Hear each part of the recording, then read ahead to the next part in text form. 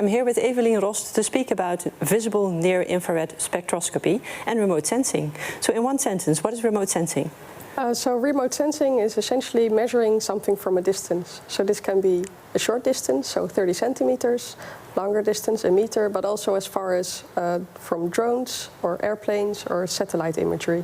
Okay, and why would we do that? Why is that relevant? So typically what our instruments are designed for is for ground truthing of overflight data and identification of the pixels in your overflight imagery to classify those pixels using your instruments in the field.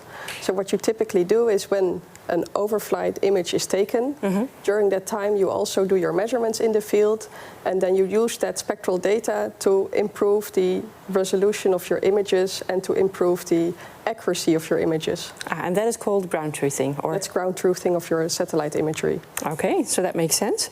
And how can we use visible near-infrared spectroscopy for remote sensing? Why is that the relevant technique? So many of the detectors that are now in space or in airplanes or designed for flight imagery are based in the same range as where our spectrometers are operating. So what we see is that these are the wavelength ranges for which many plants have their spectral signatures, many alteration minerals which are relevant for mining, many applications for other things like urban exploration, urban planning, also soil studies. So many of the things that we see at the Earth's surface are often displaying their most prominent spectral features in this wavelength range. Okay, and FieldSpec is the market-leading instrument for this. Why?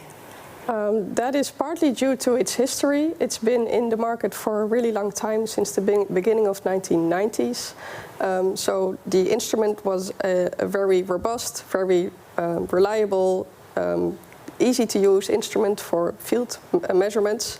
That is what it was designed for. And since then it has kept this stability and also its reliability in the field, working with it both with harsh conditions, so dirty, noisy or warm or really cold environments, but also its continuity of its measurements are really very outstanding, and we see that some of these instruments have been operating for multiple decades and still perform as they should. So. Okay, well that sounds obvious. And you've used it for many years, I guess. So what is your most memorable analysis so far? So this is not necessarily a thing that I did myself, but I keep track of what is published by scientists in the field using our spectrometers. So I see very varied applications. So the really hardcore applications like remote sensing and mining, which are very typical, but also very new applications, for instance, in environmental studies or in biology. An example of this is I've seen studies on focusing on identifying viruses in mosquitoes. So you could identify, for instance, if a mosquito is infected by Zika or malaria. And I always find that very inspiring to see, because it's not only an industry device, but also impacts society in that way. Yeah, so thank you very much for this introduction on remote sensing. Yeah, you're welcome.